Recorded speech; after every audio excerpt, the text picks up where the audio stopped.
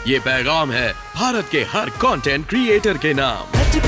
जय भीम बड़ा सीधा हंसी Jai Bhim Jai Bhim app available on the Play Store and Apple App Store now.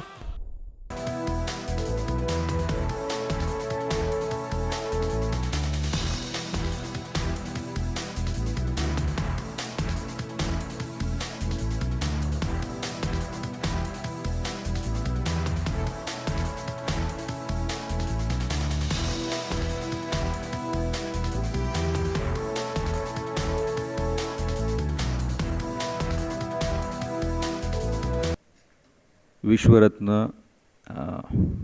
महामानव धम्म चिकित्सक संविधान के निर्माता बाबा साहब अंबेडकर साहब की आज जयंती के उपलक्ष्य में हम लोग यहाँ पर जमा हुए हैं और समय को ध्यान में रखते हुए कुछ शब्दों को मैं गले के अंदर रखूँगा। और क्योंकि हम ह्यूमन बीइंग्स हैं, है ना, हमारे इस्लाम में कहा जाता है कि अशरफुल मखलूक़ात और यानी बेहतरीन प्राणियों में सबसे बेहतरीन प्राणी। तो मैं चाहूँगा कि आप उसका पूरा इस्तेमाल करेंगे ताकि आपको भी कॉन्सेप्ट कुछ समझ में आ जाए कम समय में और मेरा भी काम हो जाए, है ना। और आदरणीय मंच, साथियों,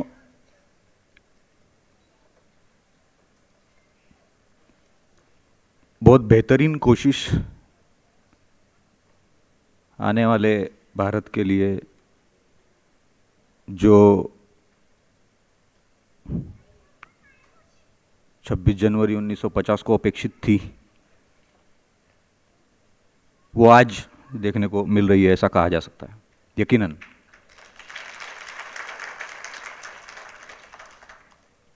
और ये बात सभी जानते हैं, फिर भी मैं इसको दोहरा दूं कि मैं अगर यहाँ पर ये अपना टोपी कुर्ता पहनकर यहाँ पर अगर आपके सामने हूँ तो इसकी वजह कॉन्स्टिट्यूशन में मेरा जो आर्टिकल 25, 26, 27 में जो प्रावधान है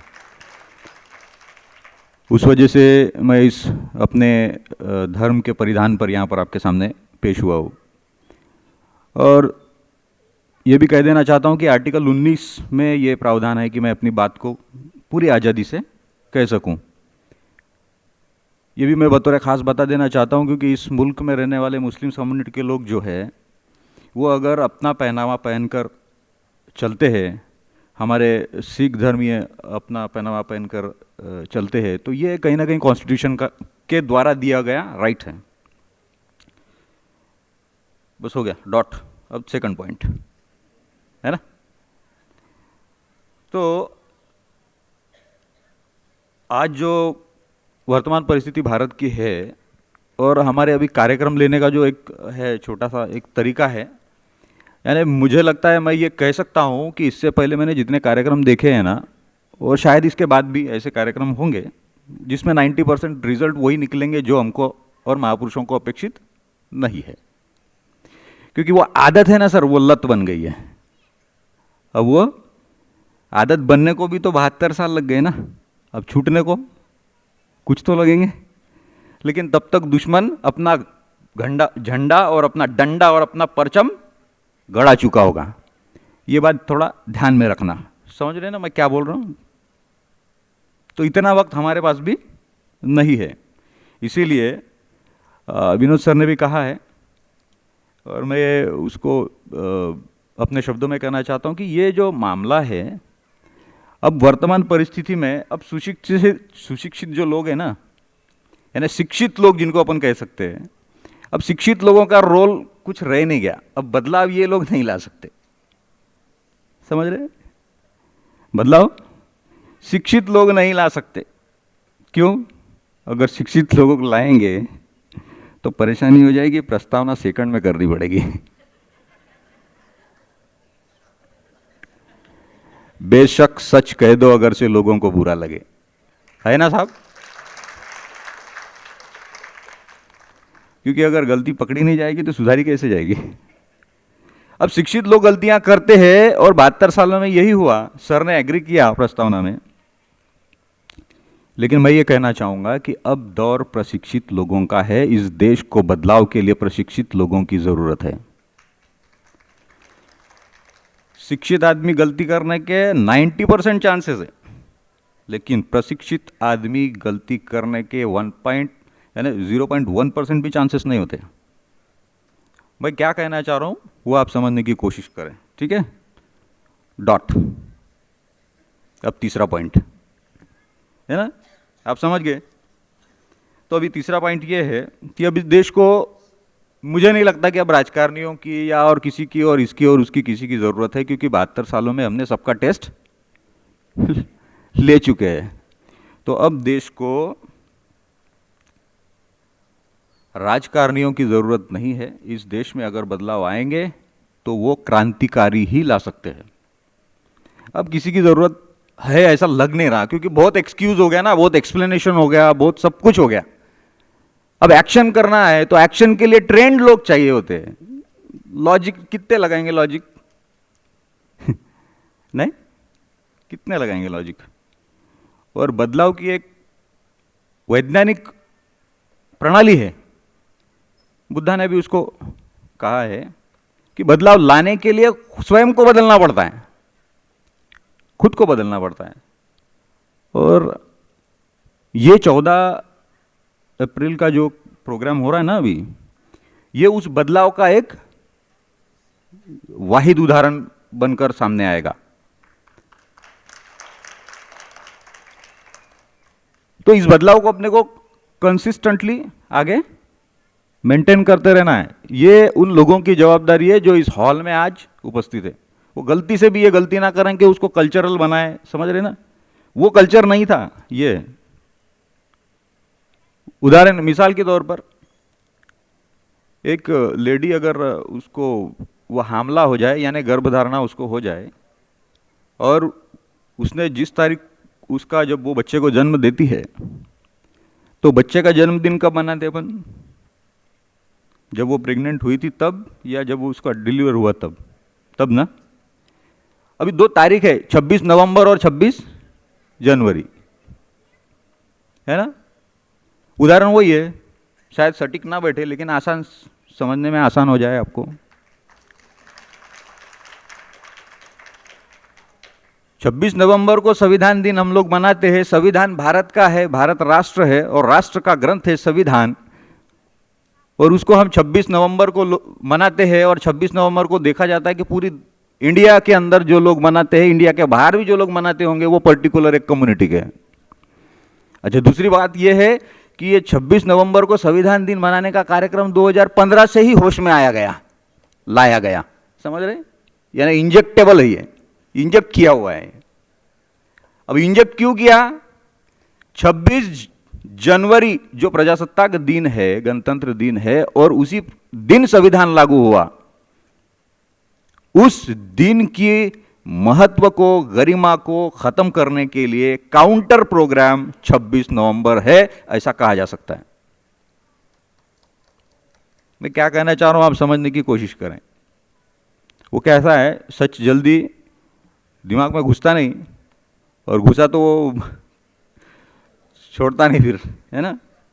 तो ये भी बात आप समझेंगे। इसके दुष्परिणाम बहुत भयंकर हो रहे हैं, आप लोग समझ रहे हैं, क्योंकि आप लोगों ने ये कॉन्सेप्ट जो रखा है ना 14 अप्रैल का, कि जयंती को कैसे मनाया जाए, और ये इसका 2 शब्द एक लाइन में अगर कंक्लूड करने की कोशिश की जाए तो ये कहा जा सकता है कि राष्ट्रीय महापुरुष की गरिमा को राष्ट्रीय बनाए रखने के लिए उनकी जयंती इस तरीके से ही सेलिब्रेट की जानी चाहिए।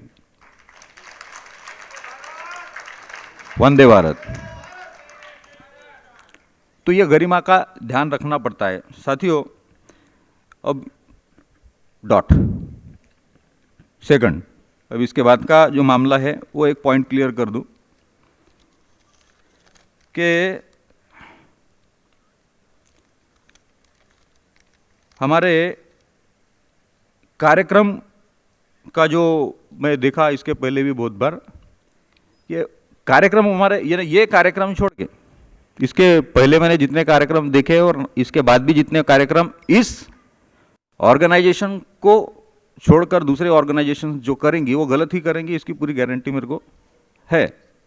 इसीलिए मैं ये बता देना चाहता हूं ऐसे लोगों को कि कार्यक्रम का एक स्वरूप होना चाहिए, और कार्यक्रम का स्वरूप जो है, क्या पैटर्न है हमारा। अभी आज जयंती बाबा साहब की है और मैं आपको बाबा साहब बताऊं, ये प्योर मूर्खपना नहीं है क्या? क्योंकि आप तो खुद बाबा साहब के बारे में मुझसे ज्यादा जानते हैं, है ना। मैं आपको आपके बाबा साहब के बारे में बता सकूंगा? अच्छा, दूसरी बात ये, अगर बताऊंगा तो क्या होगा? मूर्खता होगी। कौन सी मूर्खता? समय खराब करने की। उसका इस्तेमाल नहीं होगा, दुरुपयोग होगा, बराबर है। तो मुझे क्या बताना चाहिए कि हमको, यानी वो तो सूरज को टॉर्च दिखाने वाली बात हो गई ना सर, है ना। उन महापुरुष की जयंती पर उनकी ही स्तुति करना, ये स्तुति करने का जो कार्यक्रम है, ये भी एक ट्रैप था, और ये ट्रैप में हम लोग फंस गए। स्तुति करना किसका काम है? भक्तों का। और हम भक्त ही के अनुयायी है। अनुयायी अनुकरण करते हैं और भक्त माला जपते। वही बात बार बार, वही बात बार बार। समझ रहे हैं ना बात को? यह करना चाहिए क्या हम लोगों ने? नहीं सर, अभी तक मैंने जितनी बात की ना, इतना बड़ा तो मैं सिर्फ अभिवादन कर सकता हूं महापुरुषों का। इसीलिए तो डॉट के सहारे चल रहा हूं आगे, यानी आपको कम समय में बात समझाई जा सके। तो ये एक बात आपको ध्यान में रखनी पड़ेगी कि कार्यक्रम जो है उसमें स्तुति नहीं करनी है, क्योंकि हम लोग भक्त नहीं है। स्तुति ये गुणधर्म भक्तों का होता है, अनुयायियों का नहीं। और हम लोग अनुयायी हैं। इस्लाम का भी यही कॉन्सेप्ट है कि हम अपने इस्लाम के महापुरुषों का अनुकरण करें। आपको एक मिसाल देता हूं, यहां पर कुछ मुस्लिम कम्युनिटी के हमारे लोग भी उपस्थित हैं, और आपको भी मुस्लिम लोगों से बात करने में आसानी होगी। जो लोग दिन में 5 बार नमाज पढ़ते हैं, इसका मतलब यह है कि दिन के में 5 बार वो कमिटेड है। समझ रहे ना मैं क्या कहना चाह रहा हूं? अगर उन्होंने कमिटमेंट किया है कि वो दिन में 5 बार नमाज पढ़ेंगे, तो जो 7 साल की उम्र के बाद से दिन में 5 बार वो कमिटमेंट को निभा रहा है, तो 21 साल में उसके ऊपर लोग विश्वास नहीं करेंगे? ऑफ कोर्स करेंगे। क्यों करेंगे? क्योंकि उसके कमिटमेंट अब उसके शरीर का हिस्सा हो गई। लेकिन वास्तविकता में ऐसा कुछ दिखता है क्या अपने को? नहीं। ये हर कम्युनिटी का प्रॉब्लम है, मेरी ही कम्युनिटी का नहीं। ये इंडिया में ये रोग ही है, और ये रोग जानीपूर्वक इस देश के अंदर फैला गया। और इस देश के अंदर ये रोग फैलाने के लिए सबसे बड़ा साधन, अगर कुछ बनाया गया, दुश्मनों ने जो साधन बनाया, वो साधन है मानसिक गुलामी, जो शिक्षा में को पोल्यूटेड कर दिया। शिक्षा की डेफिनेशन महात्मा ज्योतिबा फुले साहब ने बताता चलूं कि ये कही है कि शिक्षा ये निर्णय लेने की क्षमता निर्माण करने के कार्य को शिक्षा ऐसा कहा जाता है, एजुकेशन कहा जा सकता है ना। निर्णय लेने की क्षमता पैदा करना। अभी हमारे लोगों के अंदर जो एजुकेशन अभी है ना, अभी वो एजुकेशन तो ऐसा है कि, यानी बाबा साहब का उदाहरण दे तो बाबा साहब कहते हैं कि ये शेरनी का दूध है, और शेरनी का दूध पीने के बाद में आदमी गुर्राता जरूर है। लेकिन आजकल शिक्षित लोग गुर्राते नहीं। उसका कारण यह है कि आपको बाबा साहब का डायलॉग तो मालूम है कि ये शेरनी का दूध है, लेकिन आपको ये पता ही नहीं कि जिन लोगों के हाथ में 72 सालों से सत्ता है, उन लोगों ने डब्बा वही रखा है शेरनी के दूध वाला, लेकिन अंदर डब्बे वाला दूध है, वो शेरनी का नहीं है। समझ रहे ना? अब डब्बा वही है, डब्बे के दूध से पीने से कोई आदमी गुर्राएगा क्या साहब? नहीं गुर्राएगा। यही तो वास्तविकता है। कौन गुर्रा रहा है? कोई नहीं, है ना। तो ये सारा स्कैम है, इस स्कैम को अपने को समझना है और आगे बढ़ते रहना है। एजुकेशन की डेफिनेशन महात्मा फुले साहब ने की कि निर्णय लेने की क्षमता का निर्माण करना, यानी एजुकेशन लेना। और एजुकेशन यानी शिक्षण, और प्रशिक्षण यानी, प्रशिक्षण की डेफिनेशन मेरी नजर में यह है कि कठिन से कठिन समय में सटीक से सटीक निर्णय लेने की क्षमता का निर्माण करना। दो बहुत अलग अलग, यानी बहुत नियरेस्ट शब्द है। ये वही मामला है, कौन सा? शिक्षित और ट्रेंड लोग, ठीक है ना। ये वही मामला है। अब देश को प्रशिक्षित लोगों की ज़रूरत है, उसी का ये एक एविडेंस उसमें ऐड कर दिया मैंने। शिक्षित लोग निर्णय ले सकते हैं, लेकिन कठिन समय में सटीक निर्णय नहीं ले सकते। प्रशिक्षित लोग ही कठिन समय में सटीक निर्णय ले सकते हैं। डॉट। तो साथियों, अब ये और बाबा साहब के बारे में अगर कहा जाए तो इसी को एक उदाहरण ज्वाइन करता हुआ चलूं। 1 जनवरी 1818, ये तारीख को क्या हुआ ये बताना मूर्खता होगी, लेकिन इस तारीख को बाबा साहब कंसिस्टेंटली क्या करते थे ये बड़ा रोचक मामला है ना। क्या करते थे? उधर जाते थे ना विजय स्तंभ पे, सलामी देते थे और आते थे। हमको क्या सबक मिला कि वो ट्रेंड लोग थे, है ना, वो ट्रेंड लोग थे ना। अरे अनट्रेन आदमी, एक आदमी कितने मैडम, 26 क्या, 1:2 कितना था रेशो, 56 है ना। हाँ 1:56। तो अनट्रेन आदमी करेगा क्या? नहीं ना। एक जमाना है, एक दौर आया, चिट्ठी भी आ रही है कि लड़ाई का तरीका बदल गया। महात्मा ज्योतिबा फुले कहते हैं अब लड़ाई हथियारों से नहीं होगी, अब कलम से होगी। उन्होंने हमको बताया कि आप कलम चलाना सीखो, तो हमने वो सीखा तो नहीं। अब जिनके हाथ में, जिन लोगों ने अपना सत्ता बनाई, उन लोगों ने अपने हाथ में कलम ली, तो महात्मा ज्योतिबा फुले साहब ने हमको आगाह करने के लिए फिर कहा कि जिन लोगों के हाथ में हम लोगों ने कलम दी है, वो लोग कलम कसाई है। क्या है? कलम कसाई। हाँ, एक बात डॉट हो गया, एक बात और चलते चलते बता दूं, आता मला एक घाई सुटली। दलित, शोषित, पीड़ित, वंचित, ये उदाहरण दिया था सर ने।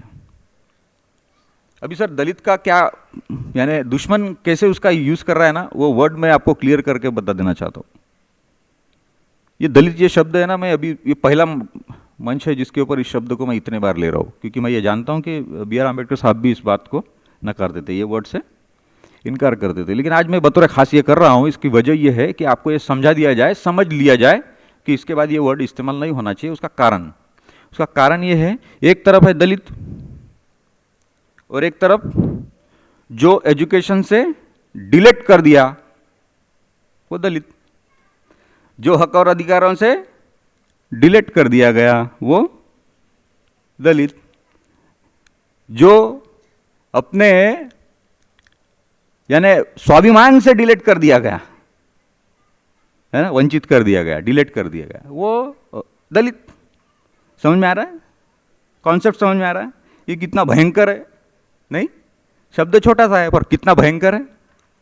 जिनको मान नहीं, डिलेट, जिनका मान डिलेट हो गया, जिनका सम्मान डिलेट हो गया, जिनका अधिकार डिलेट हो गया, और अब समय ये आ गया कि अब वो संविधान को भी डिलेट करना चाहते हैं।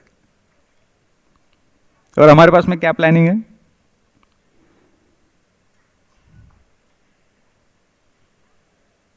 तो ये प्लानिंग आप लोगों को करनी चाहिए। दूसरी बात ये है कि समय हो चुका, चिट्ठी आ गई है, अब मुझे भी इजाज़त लेनी पड़ेगी। और उसके पहले मैं आपको बुद्धिज़्म का एक मैसेज देता चलूं। यानी इस्लाम में भी वही कॉन्सेप्ट को माना है, चरत भिक्खवे चारिकम। अभी रमज़ान का महीना चालू है, मेरा भी रोज़ा चालू है, उसी हालत में मैं आपके सामने हूँ। हमको तो 1 महीने का रोज़ा रखने के लिए कहा गया है, लेकिन बुद्धिज़्म में तो वो जो चरत भिक्खवे चारिकम जो है, वो भिक्खु जो चारिका करेंगे, वो उनके लिए तो कोई लिमिटेशन है, पूरा साल भर भी कर सकते ना। मतलब मैं ये कह सकता हूँ कि आपके पास में कोहिनूर है और हमारे पास तो कोहिनूर का टुकड़ा है, फिर भी काम नहीं हो रहा है, फिर भी काम नहीं हो रहा है। मैं जो समझाना चाहता था वो आप समझ गए, ऐसी आशा और अपेक्षा करता हूँ। आयोजकों ने मुझे यहाँ पर बुलाया, उसके लिए बहुत बहुत धन्यवाद। वंदे भारत, नमो बुद्धाय, नमो बुद्धाय, जय भीम।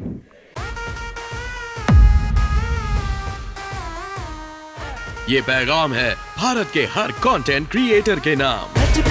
जय भीम बड़ा सीधा हंसी Jai Bhim Jai Bhim app available on the Play Store and Apple App Store now.